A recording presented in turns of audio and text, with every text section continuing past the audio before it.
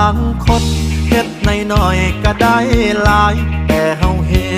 ดสิตายสุดท้ายยังขาดเคินสู้งานหนักทุกวันบ่มานเงินเส้นทางเดินมานแต่ใจลาลอยลอตเตอรี่ก็คือจังซื้อทุกงวดงานบุญงานบวชกินทานกับไปซอ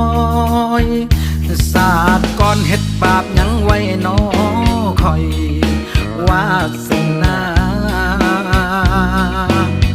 คือจังมาขี้หายแท้ให้คิดสาว่าเจ้านายเฮาคือกรรมเก่าให้คิดสาว่ามาใส่หนี้เขาศาสตร์นี้ท่องคำว่าทนในทุกนาทีเอามา